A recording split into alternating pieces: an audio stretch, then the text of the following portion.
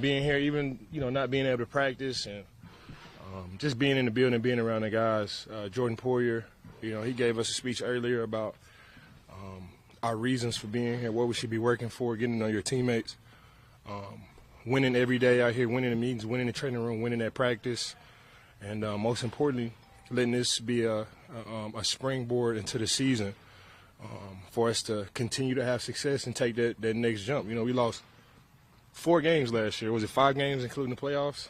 And we got to find a way to get even better from that standpoint. So using opportunities like this to be around our teammates, using opportunities to be here in the facility is definitely what we need to get to where we want to go.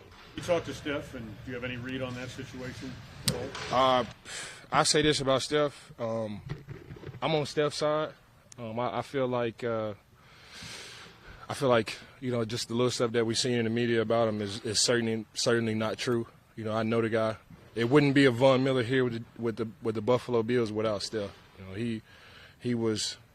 We had Josh and we had all the guys here, but it definitely would not be a Von Miller here with the Buffalo Bills without a Stefon Diggs. And, him giving me his insight on the team and just about him being here. So I'm on Steph's side. It's stuff that, they get worked out. And it's just OTAs at the end of the day. Every time he shows up, he doesn't know how to go halfway. He loves hard. He practices hard. He's a good friend. He does everything to the max. Situation, I'm really not worried about it. I understand that, where we at in the media, they want all of this. I get it. But, from my mouth, I'm on Steph's side. Some of this stuff will be it'll get itself worked out. Some of the stuff in the media about him is certainly not true. A-plus player, we see him each and every day. He does everything to the max. He dresses to the max. He practices to the max. He's a good friend, and it's just things that you have to work out. You shed any light? On his side, I just want to clarify, you don't mean because there's 2 sides like battling, you just mean that you're supportive of Stefon Diggs? It's definitely not, I'm just saying, like you said, I'm supportive. I'm supportive of Stefon Diggs, and I say that it wouldn't be a Von Miller here in Buffalo without Steph for sure. So what is being said in the media, is that one of the reasons why Steph isn't there? I don't know. I know stuff being said. The month of June for me was to stay off of Instagram. So I hate that. I decided it like right before June 1st. I did it on May 31st. I was like, man, I'm gonna take the whole month of June on. I wish I, had that ear on social media to be what's said. But what I do know is just not true. Steph, he wants to be here. I talked to him 2 weeks ago. He wants to be here. We want to win Super Bowl. When Steph and Josh Allen group FaceTime me when I was in the Bahamas, like, that's why I came here, man. And it couldn't be one without the other. If it was just Steph, it wouldn't be a Von. We don't have a quarterback. If we just had a quarterback with no Steph, it just wouldn't work out for me. So both of those guys, man, everybody in this organization are the reasons why I came here, and I just want to make everything straight. And, I'm in support of Steph. Like I said before, I don't know what's being said, but I know it's not true because there's no way they can know, like, the info or what's really going on. I know it's not true. And, I got my dog back 100%, and, I'm anxious to get here because I want to win a Super Bowl because it is nothing like winning a Super Bowl. You think we got media presence here? You think, this stuff is fun? You think the issues or the topics that we talk about are cool? Man, when we go to Las Vegas and we play in that stadium, and Allegiant Stadium, like, that's the shit that I do this for. So whatever I have to do to get us there, it could be on the field, off the field, that's what I'm going to do. You've been around the league long enough heck, you've gone through a couple different CBAs and how the rules have changed and missing things like this. So you've seen guys hold out. You've seen contractual situations. You've seen maybe things like this. But what can you do to the rest of the guys when maybe a young guy's like, hey, man, Stefon Diggs isn't here. What's going on? What can you be a part of for that message? Mind your business. Mind your business. You got a team full of guys. And there's no guy above the team, but you handle certain guys a different way, and that's just how it is. You cannot handle each and every player on this team the same way. You got all different types of personalities, and people come from different backgrounds, and that's why I feel like I am good at being a teammate and hopefully future in the front office, I just have an instinct on how to be able to treat guys. You know, you treat everybody with respect, but you cannot treat everybody the same. And Steph is a proven player in this league, on and off the football field. When it's time for him to show up, he'll be here ready to go 100%. Can you shed any light on what the disconnect is between Steph and why he's not here right now? I don't know.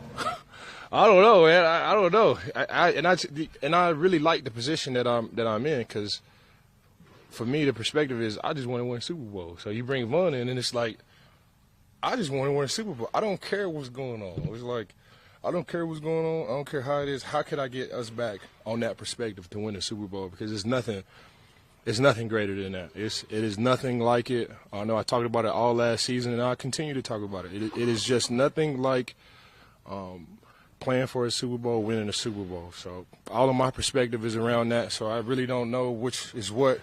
I'm talking about the Super Bowl, and I'm trying to reel everybody in to focus on, the big thing. Let's keep the main thing the main thing, and move through it with grace. I always talk about Super Bowl. I never put anything over that till I get ready to retire. So that's just who I am. That's why I'm here. I'm in support of Steph.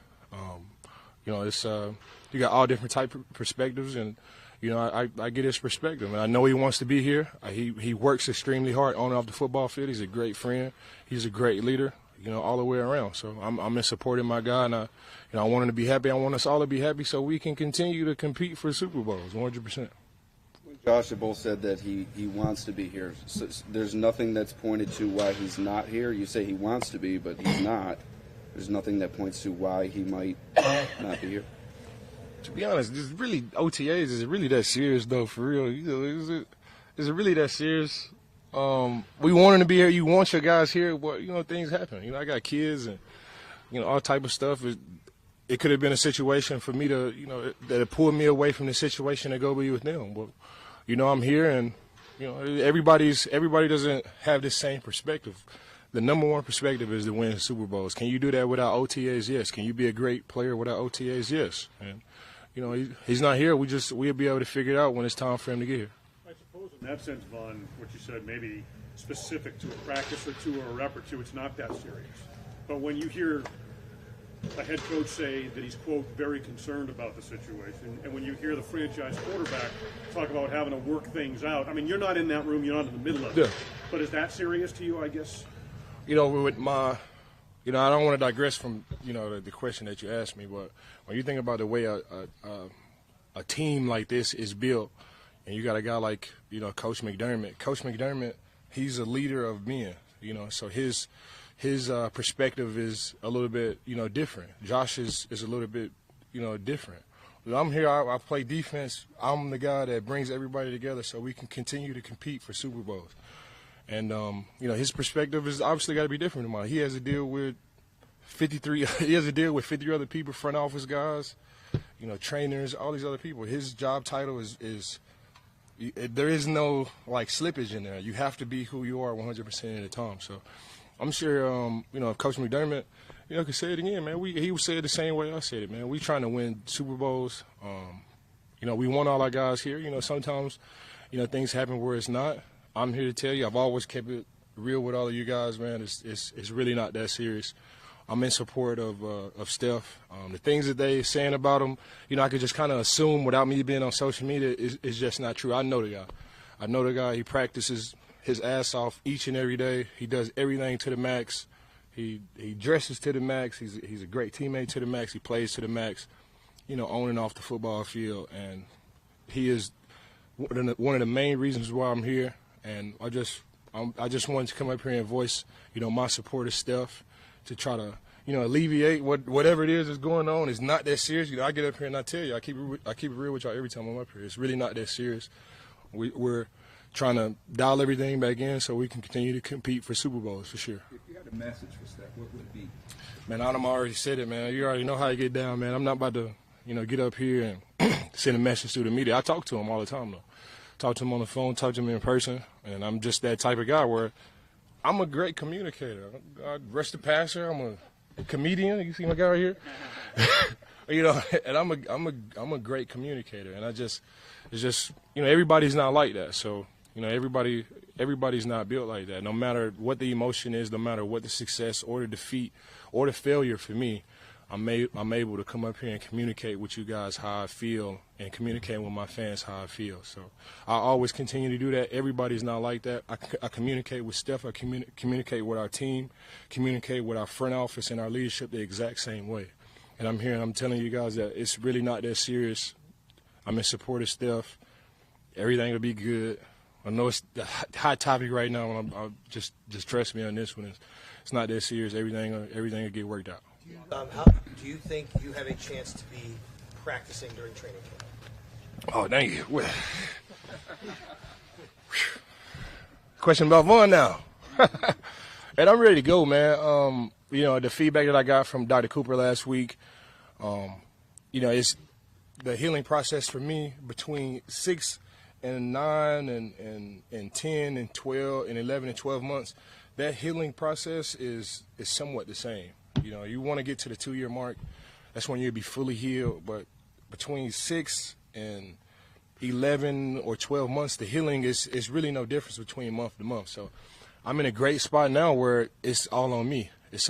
I can't go out there and mess it up or injure myself. The possibility is always there. But as far as my ACL and the surgery that I had done, I can't mess it up doing just regular stuff. So my biggest task now is to transition from a rehab warrior to a pass rusher again. And going through football, getting the conditioning down, just being a football player again.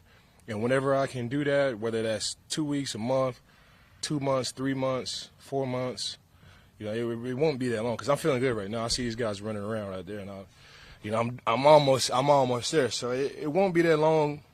I trust these guys here from, Brandon Bean to Nate Bresky to Coach McDermott to Coach Washington. I want to be here for the long haul. I want to be here. They've always taken care of me. Last season they took care of me too, and it'll be the same way. If I can go, I'm gonna be able to go. The plan is to practice, get some practice reps, so I can be ready for week 1. I'm not a believer in just showing up to the game and rushing. What I got to do, I got to get my practice shots out here on the football field. So I definitely have to have some work in training camp. What that entails, I don't know. How many reps will it be, I don't know. But I have some reps in training camp to help get me ready for week 1 for sure. With regard to your timetable, I think the last time we talked to you was shoot for week 1 no later than week 6 is what you had actually said. Has that changed at all, or is that pretty much what you're kind of... I'm aiming for the moon, and what's the quote? I'm aiming for the moon, and if I miss, I'll land in the stars. So, my goal is to come here and just, show my teammates how special I am. And I'm not talking about, like, on the football field or anything like that, but managing pain, continuing to be positive, all the stuff that I talked to them about from mental toughness and mental health and positive thinking, positive self-talk. I want to be able to, embody that and show them, like, I'm not just blowing smoke.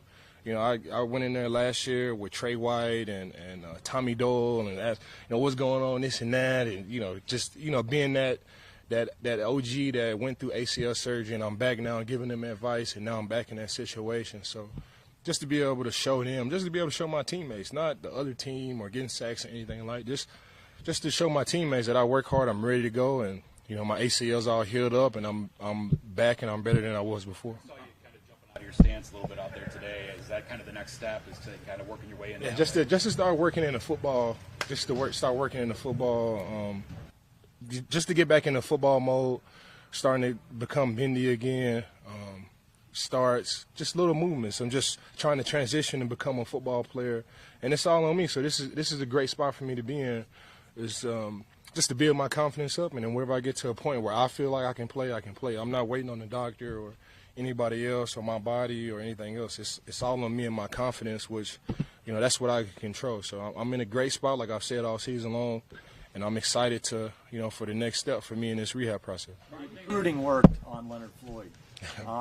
What's he bring to the defense? What was, why did you want to see him come here? His energy, the way he goes about playing defense, the way he goes about playing football, We play a 6 technique here, 4-3. He's good in the 6. He's good in the 9. He's a great pass rusher. He's a great run defender. He's tall. He's rangy, and he can definitely rub off on G as well. It's only so much talking that I can do. I'm 6'3". G is 6'10", and Leonard Floyd is 6'8". So it'll be a language that only those guys can speak, and just by having him here, just to be able to give us the depth and the rotation. Like, we got Leonard Floyd, like, Super Bowl champion. I was telling Ed the other day, like, doctors, they have like the MD, and that's when you're a professional and you become a professional, like a doctor or whatever, you get the MD behind your name, or DDS if you're a dentist or whatever. When you win a Super Bowl, that ring it just validates who you are and what you've done and what you've been a part of. Leonard Floyd is a Super Bowl champion. He's made plays in the Super Bowl. He knows what it takes, and just another guy to be able to rub off on this team in a championship way. Do you think he gives the coaches like more chess pieces, more options on the inside, because he's such a proven guy? I wouldn't say chess pieces, because the way we run defense here, there is no magic call. There is no magic call. There is no magic scheme. We line up and we just whoop ass. And he's the same exact player. We're not trying to hide or out scheme guys or this and that. We line up, we play football, we whoop ass, we rush the passer, we play solid run defense. We keep everything as simple as possible. We get Josh Allen out there, Stefon Diggs, and this Dalton Kincaid kid is insane. Like, with Dawson Knox and Gabe Davis, and we get those guys back the ball and they go score, and we line up and we do it again. Brian, you played with a lot of defensive line groups throughout your career. Mm-hmm. How would you compare this defensive line? This is definitely the biggest defensive line room that I've ever been a part of, with 18 people. Coach Washington is definitely one of the best coaches that I've ever dealt with. I don't want to disrespect any other great coaches that I've had, but he's definitely tied up there with all the other great defensive line coaches that I've had. He's a leader of men. He commands respect in a loving way. He wants us all to be successful. Every player on that roster, from every player in that defensive line room, 1 through 18, he wants us all to be able to make the team. He wants us all to be able to have success. He wants us all to go out there and have sacks and be great with the rest of our lives, man. And it's a unique room that I love being in. You got Ed Oliver. He just got paid, so he's happier than ever. He's happier than ever. His personality's on 10. You got Greg in there, man, and we got this. The room is the same, and Jordan Phillips and Tim Settle, man. We got a great, happy room. It's bright in there, and we go out there and we work, man. And I'm excited to see what we do this season. What team would you compare it with that you've played with in the past? What team would you compare this defense to? There's no comparison. It's like comparing my 2 kids. They my kids, but they just 2 totally different. They're 2 totally different beings. I would say we're able to rush the passer. Back in 2015 with DeMarcus Ware, that was the best defense in NFL history, and that'd be another argument that we can have another day. But to be able to rush with DeMarcus Ware and have a rotation with Shane Ray and Shaq Barrett, we have some similar characteristics here. We got Greg Rousseau, Flo, and you got Boogie Basham, AJ, and we got Shane Ray again. We got all these different weapons to be able to go out there and have success. Then we got the big guys in the middle, stop over the run. But I don't want to say that that's all they do, because we know Jordan Phillips, he rushes the passer as well. Daquan, he rushes the passer as well. Puna rushes the passer, but everybody's stout in the run. So this is definitely a unique room that I enjoy being in. Vaughn, you've talked about different points and different places on the roster here, but you've gotten to watch some practices. What do you think about where the roster is right now, heading into your break before training camp? We are deep at every single position, and that's a harder job for the GM. That's a harder job for the GM. I'm looking at all the talent that we have, and it's not just the ones, it's not just the twos, it's not just the threes. We got guys all over the place. We got tall, rangy corners. We got receivers that are capable of being starters on another team. We got starters that were on the other team that came over here that probably won't be starters, that had to be in the rotation. Our offensive line is stacked. We just signed Brandon Shell, and we got Connor McGovern and Edwards and Deion Dawkins and Quisenberry. So we have a really deep offensive line, really deep defensive line. Coach McDermott likes to say all the time, those are the quarterback, offensive line, and defensive line are the 3 most important groups in the building, and we're loaded at all 3 of those groups. So I'm super excited for all of these guys, man. It's a hard job for the GM to be able to trim this team down, because everybody on this team is capable and ready to play. Is See Dawson Knox go down.